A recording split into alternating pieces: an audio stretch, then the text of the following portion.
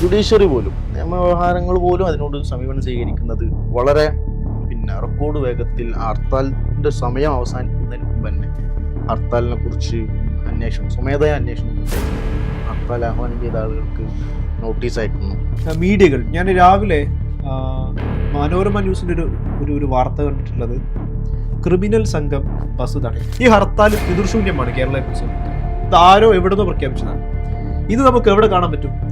2019 CANRC സമയത്തും ഇവിടുത്തെ വ്യത്യസ്ത ദളിത്, പിന്നോക്ക, മുസ്ലിം ന്യൂനപക്ഷങ്ങൾ ഒരുമിച്ച് നടത്തിയിട്ടുള്ള, എനിക്കൊന്ന് കേരള ചരിത്രത്തിൽ തന്നെ ഇത്രയും വൈവിധ്യമായ അർത്ഥത്തിൽ നടത്തപ്പെട്ടിട്ടുള്ള മറ്റൊരു ഹർത്താൽ ഇല്ലാതെ. അവിടെ ഒരു ആശുപത്രി ഉണ്ടാവണം എന്ന് ഈ പറയുന്ന പായൽത്തതിവിൻ്റെ ഒരു സ്വപ്നമായിരുന്നു. യഥാർത്ഥത്തിൽ ഈ ഹർത്താൽ ദിവസങ്ങളെ കുറിച്ച് ആലോചിച്ചാലും നിതിൻ രാജിൻ്റെ വിഷയത്തെക്കുറിച്ച് ആലോചിച്ചാലും ഈ പറയുന്ന കേരളത്തിൻ്റെ ഈ ജാതിരഹിത കേരളം എന്ന് പറയുന്നത് വളരെ ഫേക്ക് ആയ ഒരു ഐഡന്റിറ്റിയാണ്. അതുപോലെ തന്നെ അവര് ഡോക്ടറായിട്ട് മാറുകയാണെങ്കിൽ അവിടുത്തെ ആദ്യത്തെ വനിതാ ഡോക്ടറായിരുന്നു. ഇവിടെ കോഴിക്കോടുള്ള പ്രൊവിഡൻസ് സ്കൂളിലാണ് ഒരു പെൺകുട്ടിക്ക് ഹിജാബ് ധരിച്ചതിന്റെ പേരിൽ പഠനം ഉപേക്ഷിച്ചു പോവേണ്ടി വന്നു. നിങ്ങൾ ഏതോ നിലക്ക് അഡ്മിഷൻ നേടുകയോ നിങ്ങളുടെ ഒരു കപ്പാസിറ്റി കൊണ്ട് നിങ്ങൾ പഠനത്തിൽ എത്തുകയോ ചെയ്താൽ പോലും നിങ്ങൾ ഇവിടെ പഠിക്കാൻ അനുവദിക്കില്ല. ഇവിടുത്തെ അഗ്രഹാരങ്ങളെ ഏതോ അർത്ഥത്തിൽ മലീമസമാക്കുന്ന ആളുകളാണ് നിങ്ങൾ. റാം എവിടെ ശരിക്കും ഒന്നാലോചിച്ച് നോക്കി.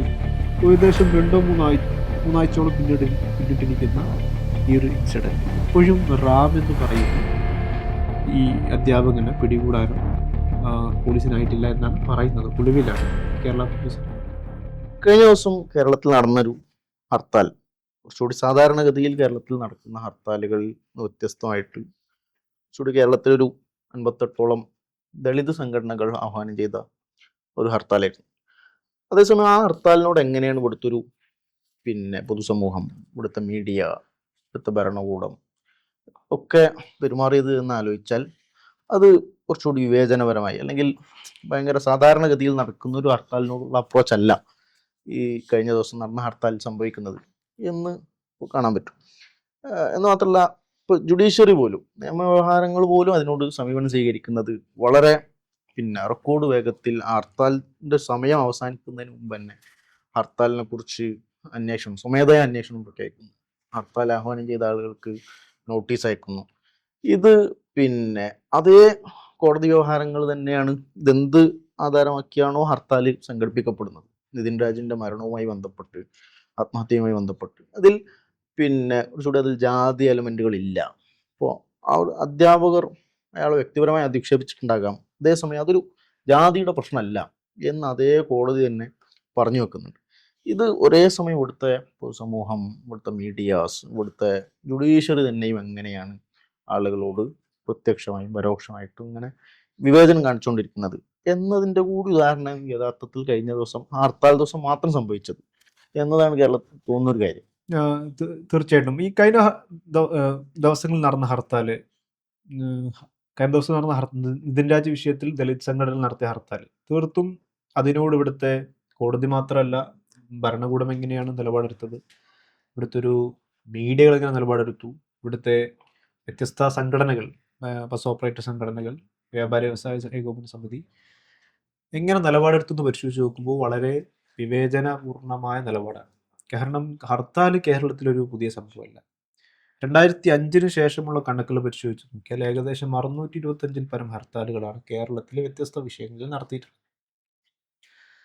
പ്രാദേശിക ഹർത്താലുകളുണ്ട്, സംസ്ഥാനം ഒട്ടാകെ ഹർത്താലുകളുണ്ട്.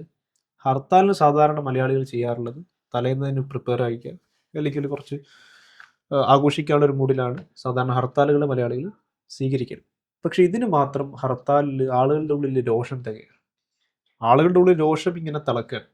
അത് സമൂഹ മാധ്യമങ്ങളിലൊക്കെ നമുക്ക് ഒരുപാട് അത് പുറത്തു വരുന്ന കാണാൻ പറ്റും. പക്ഷെ അത് പുറത്തു വരുന്നിടത്താണ് ഇവിടെ എങ്ങനെയാണ് ജാതി വർക്ക് ചെയ്യുന്നത്. നമ്മളൊക്കെ ചെറുപ്പത്തിൽ പഠിച്ചത് ജാതി ഉണ്ടായിരുന്നു എന്നാണ്.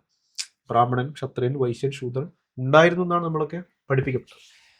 നമ്മൾ ആ ഒരു യാഥാർത്ഥ്യം, ആ ജാതി വൺസ് ഇവിടെ ഒരിക്കലുണ്ടായിരുന്നു.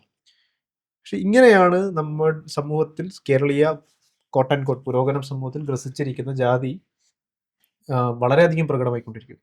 ഇപ്പോൾ ഇന്നലത്തെ ഹർത്താൽ വിഷയത്തിൽ തന്നെ, കഴിഞ്ഞ ദിവസം ഉണ്ടായ ഹർത്താൽ വിഷയത്തിൽ തന്നെ മീഡിയകൾ, ഞാൻ രാവിലെ മനോരമ ന്യൂസിൻ്റെ ഒരു വാർത്ത കണ്ടിട്ടുള്ളത്, ക്രിമിനൽ സംഘം ബസ് തടയും. കേരളത്തിൽ വ്യത്യസ്ത രാഷ്ട്രീയ പാർട്ടികൾ ഹർത്താലിൽ വ്യാപകമായ ക്രമം, ബസ് കത്തിക്കലുണ്ടായിട്ടുണ്ട്, ഓടിക്കൊണ്ടിരിക്കുന്ന ആളുകളെ തടയലുണ്ടായിട്ടുണ്ട്, വ്യാപകമായ ആക്രമണം. ഞാൻ കുറച്ചുകൂടി കണ്ണൂരിൽ നിന്നായിരുന്നു. കണ്ണൂരിലൊരു CPM പ്രഖ്യാപിച്ചൊരു ഹർത്താൽ എങ്ങനെയാണ് ആളുകൾ സ്വീകരിക്കുക? പുറത്തിറങ്ങാറില്ല. പുറത്തിറങ്ങിയ ആളുകൾ എങ്ങനെ കൈകാര്യം ചെയ്യും എന്നുള്ളത് നമുക്ക് വളരെ അറിയുന്നൊരു വിഷയം. ഇതിനെ ആരും മീഡിയകൾ എന്താവാറില്ല, ക്രിമിനലുകളെന്നോ ക്രിമിനൽ സംഘം തടയുന്നൊന്നുമില്ല. മാത്രവുമല്ല, റിപ്പോർട്ട് ചെയ്യുന്ന രീതി തന്നെ ഹർത്താൽ ജനജീവിതം ദുസ്സഹമാക്കുന്നു എന്നാണ് ഇന്നലെ എല്ലാ മാധ്യമങ്ങളും റിപ്പോർട്ട് ചെയ്യുന്ന രീതി. ചുരുക്കം ചില മീഡിയ വൺ പോലെയുള്ള മാധ്യമങ്ങൾ അങ്ങനെ ഹർത്താൽ പുരോഗമിക്കുന്നു. മറ്റ് രാഷ്ട്രീയ പാർട്ടികൾ നടത്തുന്ന ഹർത്താലുകളെ ഹർത്താൽ പുരോഗമിക്കുന്നു. ഒരു വൈകുന്നേരമായാൽ നമ്മൾ TV വെച്ച് നോക്കുമ്പോൾ കാണുന്ന ന്യൂസ് ഹർത്താൽ പുരോഗമിക്കുന്നു എന്നാണ് മറ്റെല്ലാ ഹർത്താലുകളിലും ഇവർ കൊടുക്കാറുള്ളത്. പക്ഷെ ഇത് നടത്തുമ്പോൾ മാത്രം ഹർത്താൽ കൊണ്ട് കേരളീയ ജീവിതം ദുസ്സഹമാവുന്നു. ഇത് ഈ ഹർത്താലിന് മാത്രം ബാധകമായ സംഗതിയാണ്. ഇത് മീഡിയയുടെ കേസ്, കോടതിയുടെ കേസ് ഷഫാഖ് പറഞ്ഞ പോലെ തന്നെ വളരെ ഉടനടി തന്നെ അതിൽ ഇതിന് കേസിന് വേണ്ടി കേസെടുക്കും. ഇനി ഇത് ഭരണകൂടമാണെങ്കിലും വ്യത്യസ്ത ഓപ്പറേറ്റേഴ്സ്, വ്യാപാര വ്യവസായ ഏകോപന സമിതികൾ, ഇവരൊക്കെയും വളരെ ധാർഷ്ട്യം നമ്മൾ സഹകരിക്കുന്നില്ല എന്നൊരു ഇതിലുള്ള കമന്റുകൾ നമുക്ക് വളരെ വ്യാപകമായി കാണാം. പിന്നെ വളരെ വ്യാപകമായി പൊതുസമൂഹത്തിലേക്ക് പലതരത്തിലുള്ള കമന്റുകൾ. ഈ ഹർത്താൽ ആരോ എവിടുന്നോ പ്രഖ്യാപിക്കുന്നു. 52ഓളം കേരളത്തിലെ ദളിത് സംഘടനകൾ വളരെ ന്യായമായൊരു രാഷ്ട്രീയ വിഷയം മുന്നിൽ നിർത്തിക്കൊണ്ട് പ്രഖ്യാപിച്ചൊരു ഹർത്താൽ. ഈ ഹർത്താൽ പിതൃശൂന്യമാണ് കേരള പൊതുസമൂഹത്തിൽ. ഇത് ആരോ എവിടുന്നോ പ്രഖ്യാപിച്ചതാണ്. ഇത് നമുക്ക് എവിടെ കാണാൻ പറ്റും? 2019 CA NRC സമയത്തും ഇവിടുത്തെ വ്യത്യസ്ത ദളിത്, പിന്നോക്ക, മുസ്ലിം ന്യൂനപക്ഷങ്ങൾ ഒരുമിച്ച് നടത്തിയിട്ടുള്ള, എനിക്ക് തോന്നുന്നു കേരള ചരിത്രത്തിൽ തന്നെ ഇത്രയും വൈവിധ്യമായ അർത്ഥത്തിൽ നടത്തപ്പെട്ടിട്ടുള്ള മറ്റൊരു ഹർത്താൽ ഇല്ലാതെ. ഇതിനെയാണ് മുമ്പ് സമാനമായി, കഴിഞ്ഞ ദിവസം ഹർത്താലിന് സമാനമായി മുമ്പ് ഈ രീതിയിൽ ആക്രമിക്കപ്പെട്ട അല്ലെങ്കിൽ വിവേചനത്തിന് ഇരയാക്കപ്പെട്ടിട്ടുള്ള ഒരു ഹർത്താൽ എന്ന് പറയുന്നത് CA NRC സമയത്തെ ഹർത്താലാണ്. അതും പിതൃശൂന്യമാണ്. ആരോ എവിടുന്നോ പ്രഖ്യാപിച്ചൊരു ഹർത്താൽ. പക്ഷേ അതിന് കേരളത്തിന്റെ ഒരു ഹർത്താലിന്റെ ഒരു ഹിസ്റ്ററി പഠിച്ചു നോക്കിയാൽ ഞാൻ സൂചിപ്പിച്ചതുപോലെ തന്നെ വ്യത്യസ്ത ജനവിഭാഗങ്ങളുടെ ഒരു ഏജൻസിയിൽ നടന്നൊരു ഹർത്താലിനെയാണ് അതിന്റെ കർത്തൃത്വം നിഷേധിച്ചുകൊണ്ടുള്ളത്. ഇത് ഇന്നലെ ഇങ്ങനെ തന്നെയായിരുന്നു, ആരോ പ്രഖ്യാപിച്ച ഹർത്താൽ. മറ്റൊരു വ്യാപകമായ ഒരു സംഗതി, അത് നിതിൻ രാജിന്റെ വിഷയവുമായി ചേർത്ത് നിൽക്കുന്നതാണ്. ആളുകൾ ഈ ഹർത്താലിനടിയിൽ വെച്ച കമന്റുകളൊക്കെയും പരിശോധിച്ച് നോക്കിയാൽ കേവലം ഒരു പയ്യൻ ആത്മഹത്യ ചെയ്തതിൽ എന്താണ് ഈ ഹർത്താൽ കൊണ്ട് സംഭവിക്കുക? ഈ ഹർത്താൽ നടത്തിയത് കൊണ്ട് ഈ നിതിൻ രാജ് എന്ന് പറയുന്ന വ്യക്തി തിരിച്ചു വരുമോ? ഈ ഹർത്താൽ നടത്തിയത് കൊണ്ട് ആത്മഹത്യയിൽ ബസ് തടഞ്ഞത് കൊണ്ട് ഈ ആത്മഹത്യ ചെയ്ത പയ്യനെ കാരണക്കാരനെ പിടിക്കാൻ പറ്റുമോ? ഇങ്ങനെയുള്ള ചോദ്യങ്ങളാണ് ആളുകൾ ചോദിക്കുന്നത്.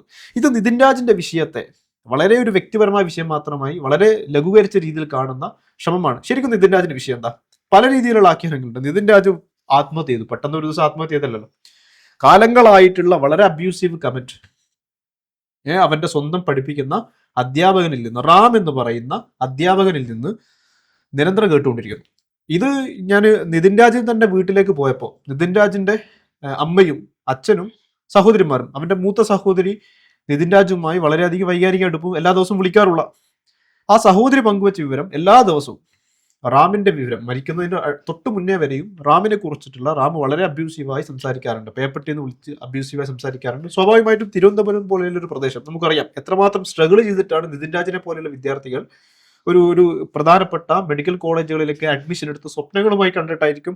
മാത്രമല്ല അധ്യാപകരൊക്കെ വളരെ ബഹുമാനത്തോടു കൂടി കണ്ട് ശീലിച്ച പരിസരത്ത് നിന്നാണ് ഒരു മെഡിക്കൽ കോളേജിലേക്ക് വരുമ്പോൾ വളരെ ക്രൂരമായ രീതിയിലുള്ള വിവേചനങ്ങൾ ഒരു ക്ലാസ് എന്നൊരു കുട്ടി അനുഭവിച്ചുകൊണ്ടിരിക്കുകയാണ്. ഇത് അനുഭവിക്കാനുള്ള കാരണം എന്താ? ഇതാണ് നമ്മൾ യഥാർത്ഥത്തിൽ പരിശോധിച്ച് നോക്കേണ്ടത്. ഈ അബ്യൂസീവ് കമന്റും പിന്നെ കൂടാതെ തന്നെയുള്ള അവന്റെ ഇന്റേണൽ മാർക്ക് നിഷേധിച്ചുമായി ബന്ധപ്പെട്ട സംഗതികൾ, ഇത് ഒരു സൂചിപ്പിക്കപ്പെട്ടതുപോലെ തന്നെ കേരളത്തിലെ തിരുവനന്തപുരത്തെ ഒരു പ്രദേശത്ത് നിന്ന് സ്വാഭാവികമായിട്ടും ഡോക്ടർമാരോ ഒന്നുമില്ലാത്തൊരു പശ്ചാത്തലത്തിൽ നിന്ന് വരുന്നൊരു പയ്യൻ, ഒരു നിതിൻ രാജ് എന്ന് പറയുന്ന ഒരു പയ്യൻ, അവൻ വളരെ സ്വപ്നങ്ങളോടുകൂടി ഒരു കണ്ണൂർ എന്ന് പറയുന്ന ഒരു പ്രദേശത്തേക്ക് പഠിക്കാൻ വരിക. സ്വാഭാവികമായിട്ടും ഇത് അവന്റെ ആത്മഹത്യയിലേക്ക് ആത്മഹത്യയിലേക്ക് നയിച്ചതായിട്ട് നമുക്ക് കാണാൻ സാധിക്കാം. ഇത് നിതിൻ രാജിന് മാത്രം വിഷയമല്ല. അപ്പൊ നമുക്ക് IIT ഫാത്തിമ ലത്തീഫ് IIT മദ്രാസിൽ നിന്ന് ഇതുപോലെ ആത്മഹത്യപ്പെടുന്നു. കേരളത്തിലെ പൊതുസമൂഹം അന്ന് ചർച്ച ചെയ്ത് എനിക്കിപ്പോൾ ഓർമ്മയുണ്ട്. ഫാത്തിമ ലത്തീഫ് എനിക്ക് തോന്നുന്നു തെക്കൻ ജില്ലകളിൽ ഒന്നിന് കേരളത്തെ ഏറ്റവും മികച്ച എൻട്രൻസ് റാങ്കോടുകൂടി IIT മദ്രാസിലേക്ക് പഠിക്കാൻ ചെന്ന വിദ്യാർത്ഥിനിയാണ്. ആ സമയത്ത് വന്ന ചർച്ചകൾ കേരളത്തിലെ കുട്ടികൾക്ക്, പ്രത്യേകിച്ച് പെൺകുട്ടികൾക്ക് ഇപ്പോൾ മാനസിക ബലം കുറവാണ്. അവർക്ക് കുറച്ചും കൂടി കൗൺസിലിംഗ് വിധേയമാക്കണം. ഇത് എത്ര കാലം എന്ന് വെച്ചിട്ടാണ് ഫാത്തിമ ലത്തീഫിനെ കൗൺസിലിംഗ് കൊടുത്ത് റെഡിയാക്കി എന്ന് വിചാരിച്ചു. ഒരു ഉദാഹരണത്തിന് അടുത്തത് വീണ്ടും നിതിൻ രാജുമാർ വരുന്നു, രോഹിത് വെമുലമാരുണ്ടാവുന്നു. ഇത് എന്തുകൊണ്ടാണ് ക്യാമ്പസുകളിലും ഇന്ത്യയിലെ പ്രധാനപ്പെട്ട സ്ഥാപനങ്ങളിലും മുസ്ലിമും അല്ലെങ്കിൽ ദലിത് പിന്നോക്ക ന്യൂനപക്ഷങ്ങളും മാത്രം ആത്മഹത്യപ്പെടുന്നു എന്നതാണ് വളരെ അടിസ്ഥാനപരമായ ചോദ്യം.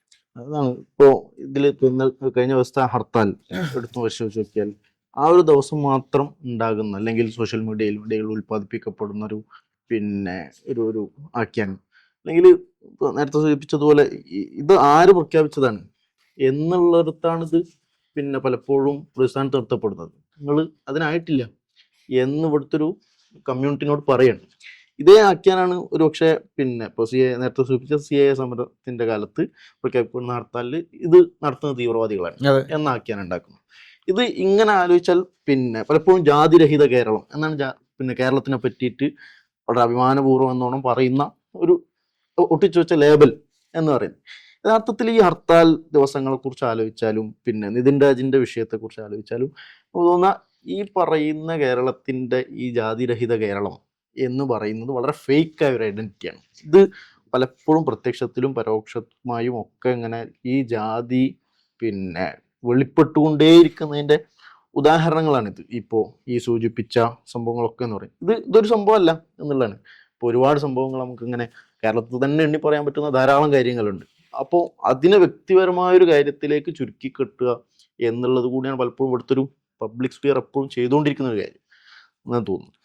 ഈ കേരളത്തില് ജാതി ഉണ്ടോ എന്നൊരു വംശീയമായ ചോദ്യത്തോട്, ഇവിടുത്തെ ഒരു മുഖ്യധാര പൊതുമണ്ഡലത്തിന്റെ വംശീയമായ ചോദ്യത്തോടു കൂടിയാണ് യഥാർത്ഥത്തിൽ ഈ നിതിൻ രാജിന്റെ ജീവത്യാഗം പ്രതികാരം ചെയ്യുന്നത്. യഥാർത്ഥത്തിൽ ഇങ്ങനെയുള്ള കിയാള സാമൂഹിക പശ്ചാത്തലത്തിൽ നിന്നും വളരെ അധ്വാനിച്ച് അങ്ങനെ ഇത്തരം പഠന മേഖലയിൽ എത്തുന്ന വിദ്യാർത്ഥികൾ അവരെ വംശീയവൽക്കരിച്ച്, അവരുടെ സ്വത്വത്തെ വംശീയവൽക്കരിച്ച് വേട്ടയാടുന്ന പ്രവണത അത് വളരെ സജീവമായിട്ട് നമ്മുടെ കേരളത്തിന്റെ പൊതുമണ്ഡലത്തിൽ നിലനിൽക്കുന്നുണ്ട്. അപ്പൊ നിതിൻ രാജിന്റെ സംഭവം തന്നെ എടുത്തു നോക്കുമ്പോൾ യഥാർത്ഥത്തിൽ താൻ അനുഭവിച്ച ജാതീയമായ വിവേചനങ്ങൾ അത് പരിഹരിക്കപ്പെടുന്നു എന്നുള്ളത് മാത്രമല്ല, അങ്ങനെ ഒരു വിവേചനം ഇവിടെ നിലനിൽക്കുന്നുണ്ട് എന്ന് പോലും അംഗീകരിക്കാൻ ഇവിടുത്തെ പൊതുമണ്ഡലം പലപ്പോഴും സന്നദ്ധമാവുന്നില്ല. ഇപ്പോ ഇത് മാത്രമല്ല, ഇങ്ങനെയുള്ള പിന്നാക്ക സമുദായങ്ങളിൽ നിന്ന് വളരെ അധ്വാനിച്ച് ഇപ്പൊ പായൽ തദ്വി എന്ന് പറയുന്നത് നിതിൻ രാജിനെ പോലെയുള്ള ഒരു മെഡിക്കൽ വിദ്യാർത്ഥിനിയാണ്. പായൽ തദ്വിക്ക് ഒരുപാട് സ്വപ്നങ്ങളുണ്ട്. തൻ്റെ സമുദായത്തെക്കുറിച്ച്, സമുദായത്തിന്റെ ആരോഗ്യപരമായ ഉയർച്ചയെക്കുറിച്ച് അവർക്ക് ഒരുപാട് സ്വപ്നങ്ങളുണ്ട്. തൻ്റെ പിന്നാക്കമായൊരു സാമൂഹിക പ്രദേശത്ത് നിന്നും അവർ വരുമ്പോൾ ഒരു പിന്നാക്ക ആദിവാസി മുസ്ലിം സമുദായത്തിൽ നിന്നാണ് അവർ വരുന്നത്. അപ്പൊ അവിടെ ആരോഗ്യപരമായിട്ട് മുന്നേറാനുള്ള ഒരു സ്വപ്നം അവർക്കൊരു അവിടെ ഒരു ആശുപത്രി ഉണ്ടാവണം എന്ന് ഈ പറയുന്ന പായൽ തദ്വിന്റെ ഒരു സ്വപ്നമായിരുന്നു. അതുപോലെ തന്നെ അവര് ഡോക്ടറായിട്ട് മാറുകയാണെങ്കിൽ അവിടുത്തെ ആദ്യത്തെ വനിതാ ഡോക്ടറായിരുന്നു. പക്ഷെ പായൽ തദ്വി കൊല ചെയ്യപ്പെടുന്നത് തൻ്റെ സീനിയർ വിദ്യാർത്ഥികളുടെ നിരന്തരമായ ജാതി പീഡനങ്ങളാണ്. അപ്പൊ കേരളത്തിലും ഇതുപോലെ ജാതിയില്ല എന്ന് പറയുന്ന ആഖ്യാനങ്ങൾ അത് എത്രത്തോളം വസ്തുതാവിരുദ്ധമാണ് എന്ന് തെളിയിക്കുന്ന ഒരുപാട് സംഭവങ്ങൾ നമുക്ക് പരിശോധിച്ചാൽ ബോധ്യപ്പെടുന്ന കാര്യമാണ്. ഇപ്പോൾ ദീപ പി മോഹനൻ എന്ന് പറയുന്ന MG യൂണിവേഴ്സിറ്റിയിലെ ഒരു റിസർച്ച് സ്കോളറായിരുന്ന ഗവേഷക വിദ്യാർത്ഥിനിയായിരുന്ന ദീപ പി മോഹനൻ അവര് അനുഭവിച്ച ജാതി പീഡനങ്ങൾ ഇത് എല്ലാവർക്കും അറിയാം. ഏകദേശം 11 ദിവസത്തോളമാണ് അവര് തൻ്റെ അധ്യാപകനെതിരെ നിരാഹാര സമരം ഇരുന്നത്. തനിക്കെതിരെയുള്ള ജാതി പീഡനത്തിനെതിരെ നിരാഹാര സമരം ഇരുന്നത് എന്ന് നമുക്ക് കാണാൻ സാധിക്കും. അതുപോലെ തന്നെ കേരള സർവകലാശാലയിലെ സംസ്കൃതം വിഭാഗത്തിലുള്ള വിപിൻ വിജയൻ എന്ന് പറയുന്നത് തനിക്ക് സംസ്കൃതം അറിയില്ല എന്ന് പറഞ്ഞ് തൻ്റെ PhD തടയാനുള്ള ശ്രമങ്ങൾ ഈ പറയുന്ന കേരളത്തിലെ പ്രമാദമായ ഒരു യൂണിവേഴ്സിറ്റിയിൽ അദ്ദേഹത്തിൻ്റെ PhD പ്രവേശനം തടയാനുള്ള ശ്രമങ്ങൾ ഉണ്ടായതായിട്ടും നമുക്ക് കാണാൻ സാധിക്കും. ഇവിടെ കോഴിക്കോടുള്ള പ്രൊവിഡൻസ് സ്കൂളിലാണ് ഒരു പെൺകുട്ടിക്ക് ഹിജാബ് ധരിച്ചതിൻ്റെ പേരിൽ പഠനം ഉപേക്ഷിച്ചു പോവേണ്ടി വന്നത്. അപ്പൊ കേരളം ജാതിരഹിതമാണ്, അല്ലെങ്കിൽ കേരളത്തിൽ ജാതിയില്ല, കേരളം പ്രബുദ്ധമാണ്, കേരളം നവോത്ഥാനത്തിൽ അധിഷ്ഠിതമായാണ് മുന്നോട്ട് കൊണ്ടുപോകുന്നത് എന്ന ആഖ്യാനത്തിലൂടെ ഇവിടെ നിലനിൽക്കുന്ന ജാതിയെ വളരെ സൂക്ഷ്മമായിട്ടും അതേസമയം വളരെ പ്രകടമായും നിലനിൽക്കുന്ന ജാതി വംശീയ മനോഭാവങ്ങളെ അത് മറച്ചു പിടിക്കാനാണ് പലപ്പോഴും ഇവിടുത്തെ ഒരു പുരോഗമന കേരളം ശ്രമിക്കാറുള്ളത്. അപ്പൊ അതങ്ങനെയല്ല. ഇത് ജാതി എന്ന് പറയുന്നത് കേരളത്തിലൊരു സാമൂഹിക ഹിംസയായി, അതൊരു സാമൂഹിക യാഥാർത്ഥ്യമായി ഇവിടെ നിലനിൽക്കുന്നുണ്ട് എന്ന് സ്ഥാപിച്ചെടുക്കല് വളരെ പ്രധാനപ്പെട്ട ഒരു കാര്യം. അപ്പം നിതിൻ രാജിൻ്റെ ഒക്കെ ജീവത്യാഗം എന്ന് പറയുന്നത് അതിൽ വലിയ പങ്ക് വഹിച്ചിട്ടുണ്ട്. രോഹിത് വെമുലയെ പോലെയുള്ള ഇങ്ങനെ ജാതി കൊലകൾക്ക് മുന്നിൽ ജീവത്യാഗം വരിച്ച ഇങ്ങനെയുള്ള രക്തസാക്ഷികൾ ആ ഒരു ധർമ്മം കൂടി ഇത്തരം ഇടപെടലുകളിലൂടെ നിർവഹിക്കുന്നുണ്ട് എന്നുള്ളത് വളരെ പ്രധാനമാണ്. ഇപ്പോൾ അതിൽ തന്നെയാണ് ഇപ്പോൾ ഈ ആത്മഹത്യകളിലേക്കൊക്കെ ഇവർ എത്തുന്നൊരു സന്ദർഭം എന്ന് പറയുന്നത് ഈ കൊലകൾ ഇപ്പോൾ ഇൻസ്റ്റിറ്റ്യൂഷണൽ മർഡറായിട്ട് സംഭവിക്കുന്ന കാര്യങ്ങളൊക്കെ ഇവരനുഭവിക്കുന്ന ഒരു പീഡനം, ഇപ്പോൾ ഇവിടുത്തെ ഒരു സിസ്റ്റത്തെ തന്നെ ഉപയോഗിച്ചുകൊണ്ട് ഇവർക്ക് നേരെയുള്ള വ്യത്യസ്ത തരം വയലൻസുകൾ ക്യാമ്പസുകൾ നടന്നുകൊണ്ടിരിക്കുന്നതാണ്. ഇപ്പോൾ നിതിൻ രാജിൻ്റെ സംഭവം എടുത്താൽ ഗ്രാൻഡ് നിഷേധിക്കുന്നിടത്താണ് ഒരു ലോൺ എടുക്കുന്ന സാഹചര്യത്തിലേക്ക് നിതിൻ രാജിന് പോകേണ്ടി വരുന്നത്. അതുപോലെ തന്നെ ഇത് മുമ്പ് സംഭവിച്ച കാര്യങ്ങളിൽ ധാരാളം കാണാൻ പറ്റും. ഈ പിന്നെ ഗ്രേസ് മാർക്ക് നിഷേധിക്കുക എന്ന് പറയുന്നത്, അതുപോലെ തന്നെ അവരുടെ മറ്റ് സിസ്റ്റത്തെ തന്നെ ഉപയോഗിച്ചുകൊണ്ട് വ്യത്യസ്ത തരം വയലൻസുകൾ ഈ ആളുകൾക്കെതിരെ, വിദ്യാർത്ഥികൾക്കെതിരെ നടത്തുക. ഇത് അവർക്കുണ്ടാകുന്ന എന്ന് പറഞ്ഞാൽ, നിങ്ങൾ ഏതോ നിലക്ക് അഡ്മിഷൻ നേടുകയോ നിങ്ങളുടെ ഒരു കപ്പാസിറ്റി കൊണ്ട് നിങ്ങൾ പഠനത്തിന് വേണ്ടിയിട്ട് എത്തുകയോ ചെയ്താൽ പോലും നിങ്ങൾ ഇവിടെ പഠിക്കാൻ അനുവദിക്കില്ല. ഇവിടുത്തെ ഒരു അഗ്രഹാരങ്ങളെ ഏതോ അർത്ഥത്തിൽ മലീമസമാക്കുന്ന ആളുകളാണ് നിങ്ങൾ എന്നുള്ള വംശീയ ബോധമാണ് യഥാർത്ഥത്തിൽ ഇവിടുത്തെ ഒരു ദളിത് ന്യൂനപക്ഷ വിഭാഗങ്ങൾ എന്നൊക്കെ വരുന്ന ഇപ്പോൾ ഇന്ത്യയിലെ ക്യാമ്പസുകൾ, കേരളത്തിലെ ക്യാമ്പസുകൾ ഒക്കെ എടുത്തു നോക്കിയാൽ ഈ സിസ്റ്റത്തെ തന്നെ ഉപയോഗിച്ച് വലിയ വയലൻസുകൾ നടത്തുന്നു എന്നുള്ളത് കാണാം.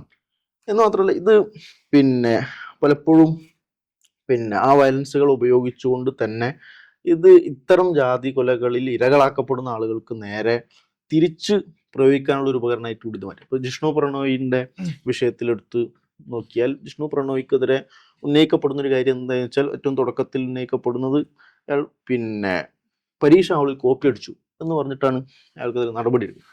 പിന്നെ എന്ന് പറഞ്ഞാൽ അതിനുശേഷം പിന്നീട് അന്വേഷണം തെളിയുന്നത് അങ്ങനെ ഒരു സംഭവമേ ഇല്ല എന്ന് തെളിയുന്നു. അതുപോലെ ഒന്നാണ് ഇപ്പോൾ നിതിൻ രാജിന് നേരെ ഉന്നയിക്കപ്പെടുന്നത്. ലോൺ ആപ്പുമായി ബന്ധപ്പെട്ട അയാളൊരു ആവശ്യത്തിൻ്റെ പേരിൽ, അയാളെടുത്ത ലോണിൻ്റെ പേരിലാണ് അയാൾ ആത്മഹത്യ ചെയ്യുന്നത് എന്ന ആരോപണം നിതിൻ രാജിനെതിരെ ഉയർത്തുന്നു. എന്നിട്ട് അടിസ്ഥാനപരമായ ഒരു പ്രശ്നത്തിൽ നിന്ന് അയാളെ അതിലേക്ക് തൊടാതെയാണ് ഇതിനെ പലപ്പോഴും അഡ്രസ്സ് ചെയ്യുന്നത്. ഇപ്പോൾ കോടതിയുടെ തന്നെ പരാമർശങ്ങൾ തന്നെ നേരത്തെ സൂചിപ്പിച്ചതുപോലെ ഇതുണ്ട് എന്നുള്ള, ഇത് നടക്കുന്ന എല്ലാ ജാതിക്കൊലകളിലും ഇത് പലപ്പോഴും ക്യാമ്പസുകളിൽ കാണാൻ പറ്റുന്ന ഒരു കാര്യമാണ്. ഇപ്പോൾ ഷഫാഖ് പറഞ്ഞ പോലെ ഇത് മനസ്സിലാക്കുമ്പോൾ എനിക്ക് ഓർമ്മ വരുന്നത്, കേരളത്തിൽ ജാതി എന്ന ഇഷ്യൂവിനെ കുറച്ചുകൂടി നന്നായി അഡ്രസ്സ് ചെയ്തൊരു സിനിമയാണ് മമ്മൂട്ടി അഭിനയിച്ച പുഴു എന്നൊരു സിനിമ. അതിൽ മമ്മൂട്ടി വളരെ സവർണ പശ്ചാത്തലത്തിൽ നിന്നുള്ളൊരു ഒരു ഒരു ഉന്നത പോലീസ് ഉദ്യോഗസ്ഥൻ. മമ്മൂട്ടിയുടെ സഹോദരിയായ ഒരു നാടകക്കാരി, ഇതിൽ പാർവതിയാണ് ഇതിൽ അഭിനയിച്ചത്. അത് ഒരു ദളിതനായ ഒരാൾ കല്യാണം കഴിക്കാൻ വേണ്ടി പ്രപ്പോസ് ചെയ്യുന്നു, അല്ലെങ്കിൽ കല്യാണം കഴിക്കാൻ തയ്യാറെടുക്കുന്നു. അന്ന് മമ്മൂട്ടി അദ്ദേഹത്തോട് ആക്രമിച്ചുകൊണ്ട് പറയുന്ന ഡയലോഗ്, പോയി കക്കൂസ് കഴിയണം. ഇത് തന്നെയാണ് ഇവിടുത്തെ സമൂഹം അവരോട് ഇപ്പോഴും പറഞ്ഞുകൊണ്ടിരിക്കുന്നത്. നിങ്ങളിവിടെ പഠിക്കാനോ ഈ അഗ്രഹാരങ്ങളിൽ വന്ന് അശുദ്ധമാക്കാൻ ഉള്ള ആളുകളെല്ലാം എന്നാണ് പറഞ്ഞുകൊണ്ടിരിക്കുന്നത്. ഇതിൻ്റെ ഭാഗമായാണ് ഇത്തരം സിസ്റ്റത്തെ ഉപയോഗിച്ചുകൊണ്ട് തന്നെയുള്ള വയലൻസുകൾ ഇവരുടെ മേലെ നടപ്പാക്കിക്കൊണ്ടിരിക്കുന്നത്. ഇതിൽ ഷഫാഖ് പറഞ്ഞ പോലെ തന്നെ കാണേണ്ട ഒരു സംഗതിയാണ്, എപ്പോഴും വ്യക്തിപരമായ വിഷയത്തിലേക്കാണ് വൈതിരിച്ചുവിടുക. ഇപ്പോൾ നിതിൻ രാജിൻ്റെ വിഷയത്തിൽ ലോൺ ആപ്പ് പൈസ അടക്കാൻ പറ്റാത്തൊരു പയ്യൻ എന്നാണ് നടത്തി, അപ്പോൾ പൈസ ഇല്ലാത്തതുകൊണ്ടാണ്, ബാക്കിയൊക്കെ അവിടെ മൈനസ് ചെയ്തു. എന്നാൽ പിന്നെ അവനെ പരിഹരിച്ചു കൊടുക്കാം, ആ പൈസ ഇല്ലാതെ പരിഹരിച്ചു കൊടുത്താൽ ഇത് തീർന്നു കിട്ടും എന്നാണ് വിചാരിച്ചുകൊണ്ടിരിക്കുന്നത്. ഞാൻ നേരത്തെ ഫാത്തിമ ലത്തീഫിന്റെ പറഞ്ഞപ്പോൾ ഇതേ വിഷയം തന്നെ. ആ കുട്ടിക്ക് കുറച്ചും കൂടി കൗൺസിലിംഗ് മനോബലം കൊടുത്തിരുന്നെങ്കിൽ ജയിക്കാമായിരുന്നു. രോഹിത് വെമുലി അങ്ങനെ വ്യത്യസ്തമായ വ്യക്തിയുമായി കേന്ദ്രീകരിച്ചിട്ടുള്ള കഥകളാണ് മെനയുന്നത്. ഇപ്പോൾ ഹർത്താൽ വിഷയത്തിൽ തന്നെ ഇവിടുത്തെ ആളുകൾ പറയുന്ന വർത്തമാനം എങ്ങനെയാണ്, ഈ പയ്യന് ഒരാൾ ആത്മഹത്യ ചെയ്തുകൊണ്ട് ലോൺ ആപ്പിൽ ആത്മഹത്യ ചെയ്തുകൊണ്ട് ഇതാണ് ഈ പിന്നെ പ്രശ്നം എന്തുണ്ടാവാനാണ്. ശരിക്കും നിങ്ങൾ ആലോചിച്ച് നോക്കുകയാണെങ്കിൽ ഈ ലോൺ ആപ്പ് എന്നുള്ളത് സമ്മതിച്ചു കൊടുത്താൽ തന്നെ അത് നമ്മുടെ കുടുംബം, ഞാൻ വീട്ടിൽ പോയി സംസാരിച്ചപ്പോൾ കുടുംബം അതിനെ വളരെ കടുത്ത ഭാഷയിലായിട്ട് നിഷേധിക്കുകയാണ്. കാരണം അവർക്കത് ഉൾക്കൊള്ളില്ല, ഒരിക്കലും ചെയ്യില്ല. ഇവർ പറയുന്നൊരു ആർഗ്യുമെന്റ് എന്താ, ഇവിടെ വളരെ ഇടത് പുരോഗമന കേരളത്തിൽ എന്ന് വെച്ചാൽ ഇവിടുത്തെ പ്രമുഖ നടനെ കൊണ്ടുവന്നിട്ടാണ് ഇവിടെ അതിദാരിദ്ര്യമില്ല എന്ന് പിന്നെ പ്രഖ്യാപിക്കുന്നത്. ആ കേരളത്തിലാണ് ഒരു 15,000 രൂപക്ക് വളരെ സ്വപ്നങ്ങളുള്ള ഒരു, നേരത്തെ പറഞ്ഞ കീയാള പശ്ചാത്തലത്തിൽ നിന്നൊക്കെ വന്ന ഒരു പയ്യൻ ഒരു 15,000 രൂപയുടെ വിഷയത്തിൽ ആത്മഹത്യ എന്ന് ഇവിടുത്തെ ആളുകൾ പറഞ്ഞുകൊണ്ടിരിക്കുന്നു. ഇത് ഞാൻ നേരത്തെ പറഞ്ഞ പോലെ തന്നെ സിസ്റ്റത്തിൽ നിന്ന് മാറ്റി ആ വ്യക്തിയിലേക്ക് കേന്ദ്രീകരിച്ച് അതിനെ പരിഹരിക്കാൻ. ഇതിങ്ങനെ തന്നെയാണ് ഇവിടുത്തെ സോ കോൾഡ് CPM ആയിക്കോട്ടെ ഭരണകൂടം ഒക്കെ ചെയ്തുകൊണ്ടിരിക്കുന്നത്. അതിലായിട്ട് ഏറ്റവും ഉദാഹരണമാണ് DYFI അവിടെ പോയിട്ട് വീട് കൊടുത്ത് വലിയ സംഭവം പറയുന്നത്. ഇപ്പോൾ ഇവരിതിനെ മനസ്സിലാക്കുന്നത് മുമ്പ് ഈ കഴിഞ്ഞ ഇലക്ഷന് മുന്നേ CPM ഉന്നയിച്ച മതമല്ല പ്രശ്നം, എരിയുന്ന വയറിലെ തീയാണ് പ്രശ്നം. ഇത് തന്നെയാണ് ഈ ലോജിക്കിൻ്റെ ഇപ്പോൾ വർക്ക് ചെയ്യുന്നത്. ഇപ്പോഴും ഈ അവിടെയാണ് സണ്ണിയും കപ്പിക്കാട് സാർ അത് തിരിച്ചു ചോദിച്ചത്, കുറച്ച് കപ്പ ഒഴി കൊടുത്താൽ പ്രശ്നം തീരും. ഇപ്പോൾ ഇവരിതിനെ മനസ്സിലാക്കുന്നത് ഇത് ഇവർക്ക് പൈസ ഇല്ലാത്തതും സാമ്പത്തികമായി ഒന്നും ഒരു വർഗ പ്രശ്നമാണ്. അപ്പൊ അതുകൊണ്ടാണ് വീട് കൊടുത്താൽ പ്രശ്നം തീരും എന്ന് മനസ്സിലാക്കുന്നത്. അതിൽ തന്നെ വരുന്നുണ്ട്. ദാരിദ്ര്യമുക്ത കേരളം എന്ന് പ്രഖ്യാപിച്ചൊരു നാട്ടിൽ ആൾക്കാർക്ക് വീടില്ലാത്തതിന്റെ പേരിൽ, വാടക വീട്ടിൽ കഴിയുന്ന, ലോൺ അടക്കാത്തതിന്റെ പേരിൽ ആത്മഹത്യ ചെയ്യേണ്ടി വരുന്നു എന്നുകൂടിയാണ് വലിയ സ്റ്റേറ്റ്മെന്റ് നടത്തുന്നത്. എന്നിട്ട് മാത്രമല്ല ഈ ലോൺ ആപ്പിലേക്ക് എന്ന് പറയുമ്പോൾ തന്നെയും ഗ്രേസ് മാർക്ക്, ഇവന്റെ ഗ്രേസ് മാർക്ക് ഇപ്പോഴും വൈകിപ്പിച്ചിട്ടാണുള്ളത്, ലഭിച്ചിട്ടില്ല. ഈ ഗ്രേസ് മാർക്ക് ലഭ്യമാകുന്നതിൽ എന്തുകൊണ്ട് തടയപ്പെടും? എന്തുകൊണ്ടാണ് എപ്പോഴും വീണ്ടും ചോദിക്കുന്നത്? ഒരു കമ്മ്യൂണിറ്റിക്ക് അല്ലെങ്കിൽ ഇവിടുത്തെയുള്ള ദളിത് പിന്നോക്ക വിഭാഗത്തിന് മാത്രം എപ്പോഴും എന്തോ നിഷേധിക്കപ്പെടുകയോ വൈകിപ്പിക്കുകയോ ചെയ്യുന്നു.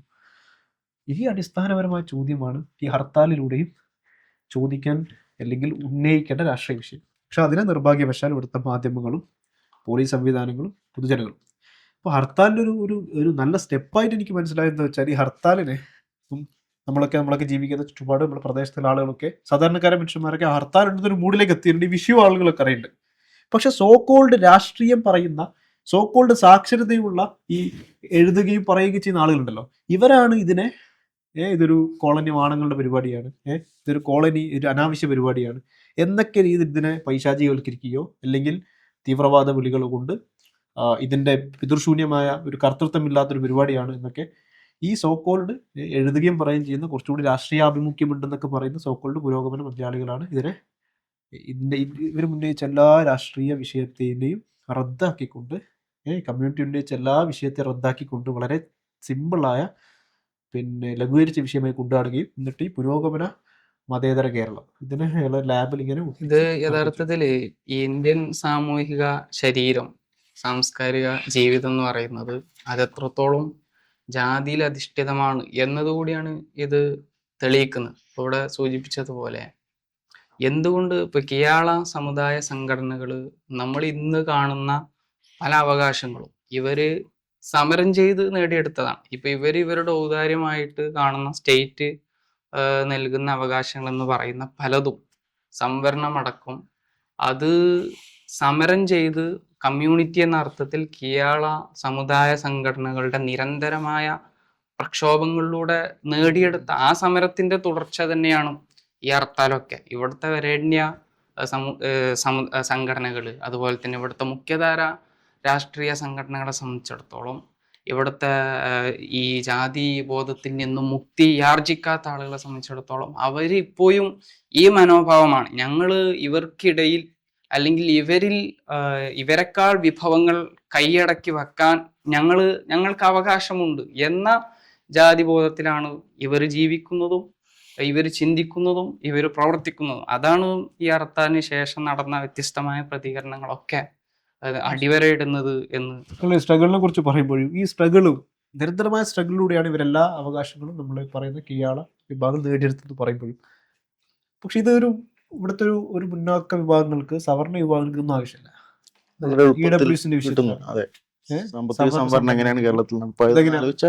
ഇവിടുത്തെ ഒരു കമ്മ്യൂണിറ്റി ഒരു ഹർജി കൊടുത്താൽ UGC ബില്ലിൽ തന്നെ UGC ബില്ല് ഇവിടുത്തെ യൂണിവേഴ്സിറ്റികളിലുള്ള വിവേചനങ്ങൾ ഇത് രേഖപ്പെടുത്തിയ ഒരു ബില്ലാണ് UGC ബില്ല് എന്ന്. 2012 ഇക്വിറ്റി നിയമം വളരെ കൃത്യമായിട്ട് SK തൊറാട്ടിന്റെ നേതൃത്വത്തിലുള്ള കമ്മിറ്റി 2007 ഡൽഹി എയിംസിൽ നടന്ന ജാതി വിവേചനങ്ങൾ കൃത്യമായിട്ട് നിർവചിച്ചു. അതിന്റെ അടിസ്ഥാനത്തിലാണ് 2012 ഇക്വിറ്റി നിയമം രൂപപ്പെടുന്നത്. ഈ ഇക്വിറ്റി നിയമത്തിൽ ക്യാമ്പസുകളിലുള്ള ജാതി പീഡനങ്ങളെ, ജാതി അട്രോസിറ്റീസുകളെ വളരെ കൃത്യമായിട്ട് നിർവചിച്ചു.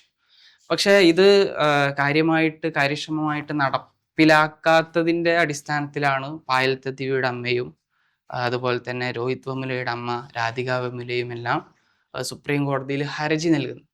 അങ്ങനെയാണ് ഇത് പരിഷ്കരിക്കപ്പെടുകയും ഇതിൽ ഭേദഗതി വരികയും 2026 UGC നിയമം ഭേദഗതി വരുന്നു. പക്ഷേ ഈ നിയമ ഭേദഗതിക്ക് ഒരുപാട് പരിമിതികളുണ്ട്. അതിൽ ഗിയാള സമുദായ സംഘടനകൾ അതിനെതിരെ പരാതി കൊടുത്തിട്ടുണ്ട്.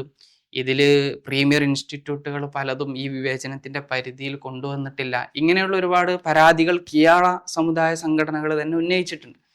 അതേസമയം ഈ ഒരു ഭേദഗതി സ്റ്റേ ചെയ്യാൻ വേണ്ടിയിട്ട് സവർണ സംഘടനകൾ ഒരു ഹർജി സുപ്രീം കോടതിയിൽ ഒരു പരാതി നൽകുകയും ആ പരാതി നൽകിയ മുറക്ക് കോടതി സ്റ്റേ ചെയ്യുകയും ചെയ്യുകയാണ്. അവര് അതിന് പറഞ്ഞ ന്യായം ഇത് യൂണിവേഴ്സിറ്റികളിൽ ഉയർന്ന ജാതിക്കാര്, താഴ്ന്ന ജാതിക്കാര് ഇങ്ങനെയുള്ള വിവേചനങ്ങൾ സൃഷ്ടിക്കും എന്ന് പറയുന്ന വളരെ പൊള്ളയായ ഇവിടുത്തെ സാമൂഹിക നീതിയുടെ ചോദ്യങ്ങളെയെല്ലാം, ഭരണഘടനാപരമായ ചോദ്യങ്ങളെല്ലാം റദ്ദ് ചെയ്യുന്ന സ്വഭാവത്തിലുള്ള ഒരു ഹർജി, ഒരു പരാതി സുപ്രീം കോടതിക്ക് സവർണ സംഘടനകൾ നൽകുമ്പോൾ അവർക്ക് സമരം ചെയ്യേണ്ടി വരുന്നില്ല, അവർക്ക് പ്രക്ഷോഭങ്ങളിൽ ഏർപ്പെടേണ്ടി വരുന്നില്ല.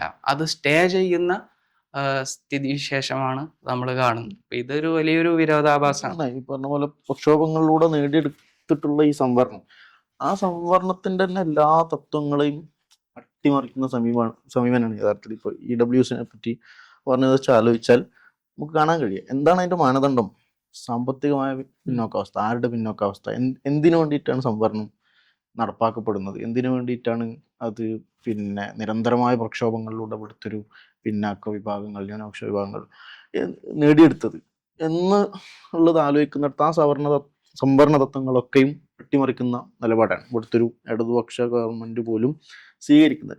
എന്ന് മാത്രമല്ല, ആ സംവരണം എന്ന് പറയുന്നതിനോട് തന്നെയും ഭയങ്കരമായ പരിഹാസം ഇവിടുത്തൊരു ഈ പറഞ്ഞ സവർണ അല്ലെങ്കിൽ ഇവിടുത്തെ ക്യാമ്പസ് ഇടങ്ങളൊക്കെയും വെച്ചു പുലർത്തുന്നുണ്ട് എന്നുള്ളതാണ്. ഹർത്താലിൽ പോലും തിന്ന് പല്ലിന്റെ ഇടയിൽ കുത്തിയിട്ടാണ്. അതായത് സംവരണീയ വിഭാഗങ്ങൾക്ക് സംവരണം കിട്ടി തിന്ന് പല്ലിന്റെ ഈ ക്യാമ്പസിൽ പുതുതായി അഡ്മിഷൻ എടുക്കുന്ന, ഇപ്പോൾ കേരളത്തിലെ തന്നെ പ്രമുഖമായ ക്യാമ്പസുകളെ കുറിച്ച് പറയാറുള്ളത്, ക്യാമ്പസിൽ പുതുതായി അഡ്മിഷൻ വരുന്ന ആളുകളുടെ കുട്ടികൾ, ഫസ്റ്റ് ഇയറിൽ വരുന്ന കുട്ടികളുടെ അവർ പരിചയപ്പെടുന്ന സെഷനിൽ പരിചയപ്പെടുന്നതിനോട് എന്താണ് അവരുടെ എൻട്രൻസ് റാങ്ക് എന്നതുകൂടി പറയും.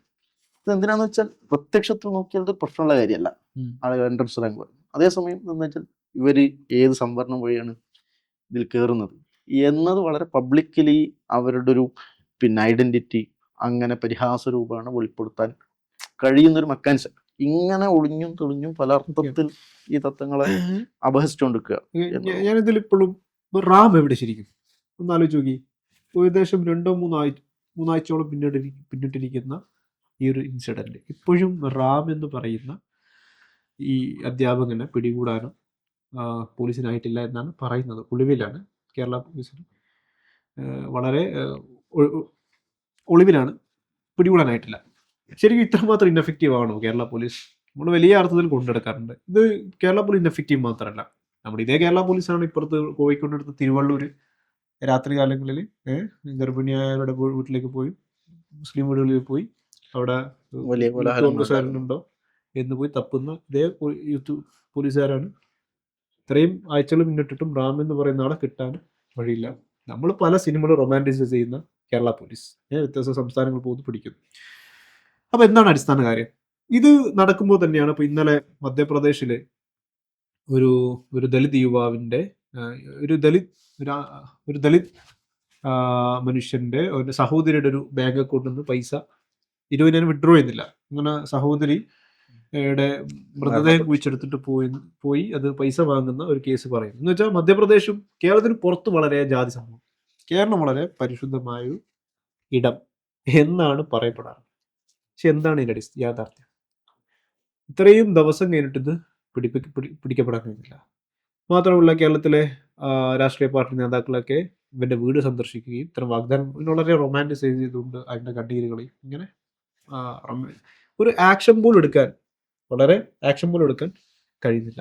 മാത്രമല്ല രോഹിത് വെമുല ആക്ട് വന്നാൽ നമ്മൾക്ക് ഇവിടെ നടക്കുന്ന വിവേചനങ്ങൾക്കെതിരെ ഇതിൻ്റെ ഒരു പരിഹാരമായി ഉയർത്തി കാണിക്കാനാവുന്നത് രോഹിത് വെമുല ആക്ട് നടപ്പിലാക്കുക എന്നുള്ളതാണ്. ആ രോഹിത് വെമുല ആക്ട് നടപ്പിലാക്കുക എന്നുള്ളത് ഈ സംഭവം നടന്നതിൻ്റെ പിറ്റേത്തെ ദിവസം തന്നെ തോമസ് ഐസക്കിനെ പോലെയുള്ള ഇടതുപക്ഷ സർക്കാരിൻ്റെ ഭാഗമായി തന്നെ ഉള്ള ആളുകൾ സംസാരിക്കുന്നത് നമ്മൾ കണ്ടു.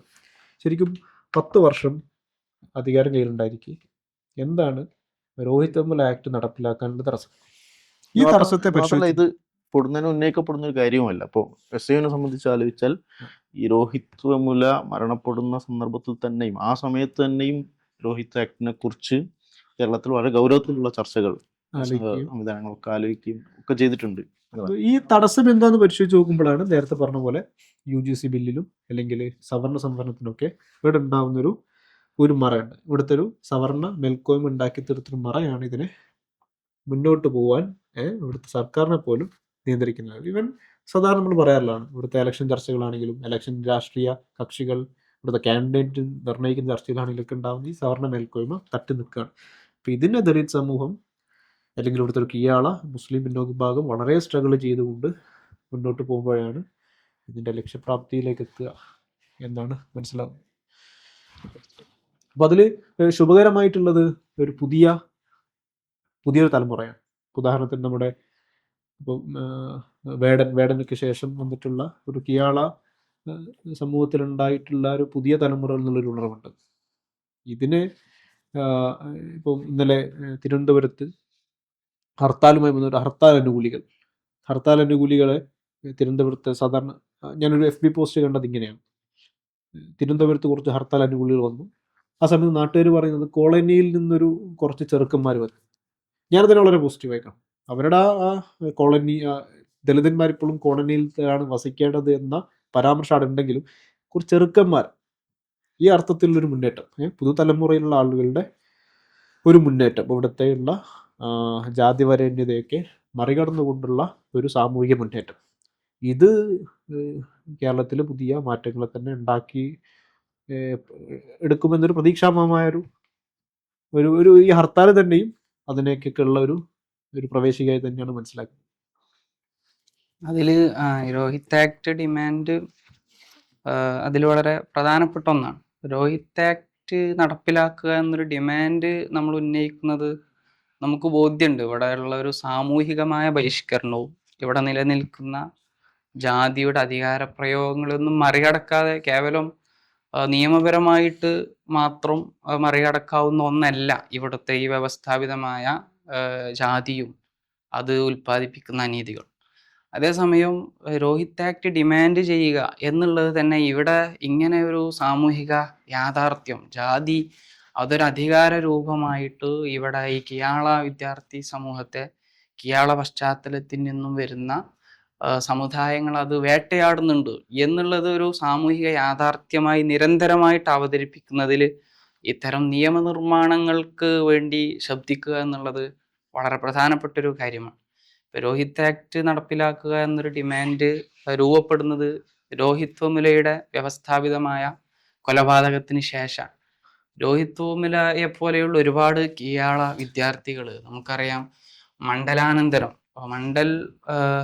ഇതിന് ശേഷമാണ് ഈ പറയുന്ന സംവരണീയ സമുദായങ്ങളിൽ നിന്നുള്ള വിദ്യാർത്ഥികൾ കേവലം ഒരുപാട് ഈ പറയുന്ന യൂണിവേഴ്സിറ്റികളിലേക്ക് അഡ്മിഷൻ നേടും.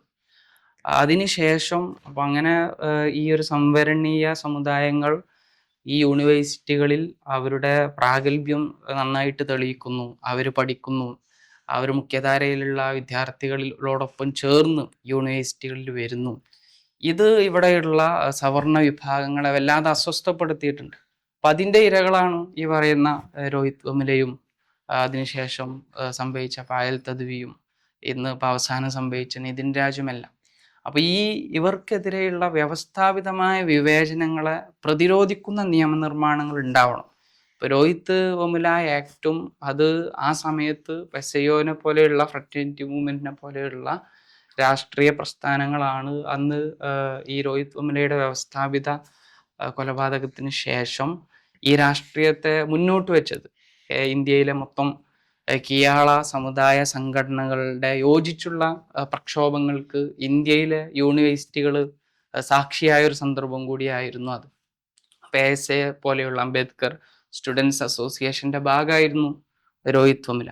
അപ്പൊ അവർ പ്രധാനമായി ഉന്നയിച്ചൊരു കാര്യമായിരുന്നു ഈ ക്യാമ്പസുകളിലെ ജാതി വംശീയ വിവേചനങ്ങൾ അതൊരു ക്രിമിനൽ കുറ്റമായിട്ട് തന്നെ കണക്കാക്കണം, അങ്ങനെ തന്നെ പരിഗണിക്കണം എന്ന് അവർ ഉന്നയിച്ച പ്രധാനപ്പെട്ടൊരു ഡിമാൻഡായിരുന്നു. ഇപ്പൊ രോഹിത് ആക്ട് നടപ്പിലാക്കുക എന്ന ഡിമാൻഡ് ഇവിടെ ജാതീയവും വംശീയവുമായ വിവേചനങ്ങൾ ഇതൊരു സാമൂഹിക യാഥാർത്ഥ്യമായിട്ട് ഇവിടെ നിലനിൽക്കുന്നുണ്ട് എന്ന് ഉറക്കെ പറയാൻ ഈ നിയമനിർമ്മാണത്തിന് വേണ്ടിയിട്ടുള്ള ഡിമാൻഡ് വളരെ പ്രധാനമാണ്. അപ്പം അതിൽ തന്നെ ഓരോ സ്ഥാപനങ്ങളും ഓരോ യൂണിവേഴ്സിറ്റികളായിക്കൊള്ളട്ടെ ക്യാമ്പസുകളായിക്കൊള്ളട്ടെ അവര് പാലിക്കുന്ന ആക്ഷനുകൾ, അവരെടുക്കുന്ന ആക്ഷനുകളും ഇനാക്ഷനുകളും ഒരു സംഗതി നിസ്സംഗതയോടുകൂടി സമീപിക്കുന്നതുമെല്ലാം ഈ വിദ്യാർത്ഥികളുടെ കിയാള പശ്ചാത്തലത്തിൽ നിന്നും വരുന്ന വിദ്യാർത്ഥികളെ അത് ജാതീയപരമായിട്ട് തന്നെ വേട്ടയാടുന്നുണ്ട്. മാത്രമല്ല ഇത് കൃത്യമായിട്ട് നിർവചിക്കാൻ കഴിയണം. അപ്പോൾ വ്യത്യസ്ത രൂപത്തിലുള്ള വിവേചനങ്ങൾ നമ്മുടെ ക്യാമ്പസുകളിൽ നടമാടിക്കൊണ്ടിരിക്കുന്നുണ്ട്. ഇത് നിർവചിക്കാൻ കഴിയുക എന്നുള്ളതും വളരെ പ്രധാനം. ഇപ്പൊ കേരളത്തിൽ രോഹിത് ആക്ട് നടപ്പിലാക്കുക എന്നൊരു ഡിമാൻഡ് നമ്മൾ ഉന്നയിക്കുമ്പോൾ കേരളത്തിലെ വംശീയ ജാതീയ വിവേചനങ്ങളെ കൃത്യമായിട്ട് നിർവചിക്കാൻ നമുക്ക് കഴിയണം. ഇപ്പൊ വളരെ വ്യവസ്ഥാപിതമായ വിവേചനങ്ങൾ നമ്മുടെ കേരളത്തിലെ ക്യാമ്പസുകളിൽ നിലനിൽക്കുന്നുണ്ട്. അതുപോലെ തന്നെ വളരെ പ്രതീകാത്മകമായ സ്വഭാവത്തിൽ സിംബോളിക്കായ അങ്ങനെയുള്ള അധിക്ഷേപങ്ങൾ നമ്മുടെ ദൈനംദിന ഇടപാടുകളിൽ അത്തരത്തിലുള്ള പരാമർശങ്ങൾ അത് വിവേചനങ്ങളായിട്ട് നിർവചിക്കേണ്ടതുണ്ട്. അതുപോലെ തന്നെ വളരെ പ്രത്യക്ഷമായിട്ട് നിലനിൽക്കുന്ന ജാതീയമായ അധിക്ഷേപങ്ങൾ. അപ്പം ഇങ്ങനെ ഈ ജാതീയ വംശീയ വിവേചനങ്ങളെ അത് എങ്ങനെയാണ് ഇവിടുത്തെ കിയാള വിദ്യാർത്ഥികളുടെ ആത്മാഭിമാനത്തെ ക്ഷതപ്പെടുത്തുന്നത്, മുറിവേൽപ്പിക്കുന്നത്, അപ്പം അതിനെ കൃത്യമായിട്ട് നിർവചിച്ചെടുക്കുകയും കേരളത്തിലെ ക്യാമ്പസുകളിൽ ഒരു രോഹിത് സ്റ്റാൻഡേർഡ് ഉണ്ടാവുക. ഇപ്പം പല സ്കോളേഴ്സും അങ്ങനെയാണ് സൂചിപ്പിക്കുന്നത്. ഇങ്ങനെയുള്ള വിദ്യാർത്ഥികളുടെ ആത്മാഭിമാനത്തെ ക്ഷതപ്പെടുത്തുന്ന വിവേചനങ്ങളെ അത് തടയുന്ന സ്വഭാവത്തിൽ ഓരോ ക്യാമ്പസുകളിലും രോഹിത് സ്റ്റാൻഡേർഡ് ഉണ്ടാവണം എന്നുള്ളത് ഈ നിയമനിർമ്മാണത്തിലൂടെ സാധ്യമാവേണ്ട ഒരു കാര്യമാണ് എന്നും എനിക്ക് തോന്നുന്നു. അപ്പം അതോടൊപ്പം തന്നെ നമ്മൾ മനസ്സിലാക്കേണ്ടത് ഈ രോഹിത് ആക്ട് ഇപ്പോൾ ഇവിടെ നേരത്തെ പറഞ്ഞു, തോമസ് ഐസക് പറയുന്നു രോഹിത് ആക്ട് നടപ്പിലാക്കണം. പല SFI പോലെയുള്ള വിദ്യാർത്ഥി സംഘടനകൾ ഇവർ അധികാരത്തിലിരിക്കെ 10 വർഷം അധികാരത്തിൽ ഇരുന്നിട്ടാണ് ഈ ഡിമാൻഡ് ഇപ്പോൾ ഉന്നയിക്കുന്നത്. നമ്മൾ മനസ്സിലാക്കേണ്ടത് കേന്ദ്രതലത്തിൽ നേരത്തെ പറഞ്ഞ UGC ബില്ല് ഇതൊക്കെ ഒരു വംശീയ ഭരണകൂടം അത് നടപ്പിലാക്കുമ്പോൾ സ്വാഭാവികമായിട്ടും അതിനെല്ലാം പരിമിതികളുണ്ട് എന്ന് തിരിച്ചറിയുന്നവരാണ് നമ്മൾ ഓരോരുത്തരും. അവിടെയാണ് രോഹിത് ആക്ട് സംസ്ഥാന തലത്തിൽ നടപ്പിലാക്കുന്നതിൻ്റെ സാധ്യതകൾ അവശേഷിക്കുന്നതും അത് പ്രയോജനപ്പെടുത്തേണ്ടതും അവിടെയാണ്. അപ്പം അതിൽ നമ്മളെ കർണാടകയിൽ കോൺഗ്രസ് അത് വളരെ മനോഹരമായിട്ട് രോഹിത് ആക്ട് നടപ്പിലാക്കി. തെലങ്കാനയിൽ അത് നടപ്പിലാക്കാനുള്ള ശ്രമങ്ങൾ നടന്നുകൊണ്ടിരിക്കും. ഇപ്പം കേരളത്തിലും കേരളത്തിൻ്റെ ക്യാമ്പസുകളിൽ നിലനിൽക്കുന്ന ജാതീയ വംശീയ വിവേചനങ്ങളെ പ്രതിരോധിക്കുന്ന നിയമ നിർമ്മാണത്തിലൂടെ തന്നെ പ്രതിരോധിക്കുന്ന ഒരു ഇടപെടലായിട്ട് രോഹിത് ആക്ട് കേരളത്തിൽ നടപ്പിലാക്കണം. അതൊരു ഡിമാൻഡായിട്ട് കേരളത്തിൻ്റെ തന്നെ ഒരു സാമൂഹിക പ്രതിരോധമായിട്ട് അത് മാറേണ്ടതുണ്ട് എന്നുകൂടി ഈ സന്ദർഭത്തിൽ തോന്നുന്നു. ഇത്തരം സംഭവങ്ങൾ ഓരോന്നാലോചിച്ച് നോക്കിയാൽ ഇത് വ്യക്തിപരമായ അല്ലെങ്കിൽ വളരെ പ്രത്യേകമായ സംഭവങ്ങളല്ല എന്നതിനെക്കുറിച്ച് തിരിച്ചറിയുകയും ഇത് ഇവിടുത്തെ ഒരു കേരളത്തിലെ ഇന്ത്യയിൽ തന്നെ ഇവിടുത്തെ ഒരു സാമൂഹിക സാംസ്കാരിക ശരീരത്തിൽ അതിൻ്റെ ഒരു അടിത്തറയിൽ തന്നെ ഈ ജാതി വ്യവസ്ഥ എന്നത് അതുപോലെ തന്നെ ഇവിടുത്തെ ഒരു വംശീയത അത് നിലകൊള്ളുന്നതിൻ്റെ ഭാഗമായി ഉണ്ടാക്കപ്പെടുന്നതാണ്. ഇപ്പോൾ നിതിൻ രാജിൻ്റെ മരണത്തെ തുടർന്ന് തന്നെ ആ ക്യാമ്പസിലെ തന്നെ വിദ്യാർത്ഥികൾ ഉൾപ്പെടുത്തുന്ന ധാരാളം കാര്യങ്ങൾ. അപ്പോൾ ആ റാമെന്ന് പറയുന്ന അധ്യാപകൻ തന്നെ നടത്തിയിട്ടുള്ള ഒരുപാട് പരാമർശങ്ങൾ. ഇപ്പോൾ പർദ്ദ ഇട്ട് ക്ലാസ്സിലേക്ക് വന്ന പെൺകുട്ടിയോട് തീവ്രവാദിയാണോ എന്ന അതേ ചോദ്യം വംശീയമായ അഭിസംബോധനയിലാണ് നടക്കുന്നത്. കറുത്തവർ, വെളുത്തവർ, ഇങ്ങനെ പലതരം വിവേചനങ്ങൾ വർണ്ണത്തിന്റെ കാര്യത്തിൽ, അവരുടെ ജാതിയുടെ കാര്യത്തിൽ, ഇങ്ങനെ ഒരു അധ്യാപകന്റെ തന്നെയും റൂട്ടീൻ എടുത്ത് പരിശോധിച്ചാൽ കാണാൻ കഴിയുന്ന ഒരുപാട് എലമെന്റ്സ്. എന്നിട്ടും പലപ്പോഴും നമ്മൾ ഇവിടുത്തെ ഒരു നീതിന്യായ സംവിധാനം പോലും അത് കൺക്ലൂഡ് ചെയ്യപ്പെടുന്നത് അത് ജാതിയല്ല അല്ലെങ്കിൽ വംശീയ വിവേചനമല്ല എന്നതാണ്. അപ്പൊ ഇത് നിരന്തരമായി പറഞ്ഞുകൊണ്ടും ഇതിനെതിരെയുള്ള ഇത് പ്രത്യേകമായ ചില ഇഷ്യൂസിൽ മാത്രം സംഭവിക്കാതെ ഇത് നിരന്തരമായ പ്രക്ഷോഭങ്ങളിലൂടെയും നിരന്തരമായി ഇതിൻ്റെ മൗലികമായ കാരണങ്ങളെ വിശകലനം ചെയ്തുകൊണ്ടും കൂടിയാണ് നമുക്ക് ഇത്തരം പ്രശ്നങ്ങളെ നേരത്തെ പറഞ്ഞതുപോലെ നിയമപരമായി തന്നെ ഇതിൻ്റെ വലിയ സാധ്യതകൾ ഉപയോഗപ്പെടുത്തിക്കൊണ്ടുകൂടി ഒക്കെയാണ് ഇതിനെ മറികടക്കാൻ കഴിയുക. അപ്പോൾ ആ നിലക്ക് കൂടി ഇതിൻ്റെ അടിസ്ഥാന പ്രശ്നം എന്താണ്, മൗലികമായ കാരണങ്ങൾ എന്താണ് എന്നതിനെക്കുറിച്ച് വിലയിരുത്തിക്കൊണ്ട് അതിൽ ഈ പറയുന്ന ജാതീയമായ വംശീയ വിവേചനത്തെക്കുറിച്ച് അതിനെതിരെ രോഹിത് ആക്ട് പോലെയുള്ള അതുപോലെ തന്നെ ഇസ്ലാമോഫോബിയയെ ആ നിലക്ക് നേരിടാൻ കഴിയുന്ന നിയമനിർമ്മാണങ്ങൾ ഒക്കെയും നടന്നുകൊണ്ടുകൂടിയാണ് നമുക്കിതിനെ പ്രതിരോധിക്കാൻ കഴിയുക. ആ നിലക്ക് കൂടിയുള്ള പ്രക്ഷോഭത്തിൻ്റെ മുഖങ്ങളിൽ അല്ലെങ്കിൽ പ്രക്ഷോഭത്തിൻ്റെ മുൻനിരയിൽ നമുക്ക് തുടർന്നും നിലയുറപ്പിക്കാൻ കഴിയുക എന്നുള്ളതാണ് ഇതിൽ വളരെ പ്രധാനപ്പെട്ട ഒരു കാര്യം. ആ നിലക്കൂടി സാധ്യമാകട്ടെ.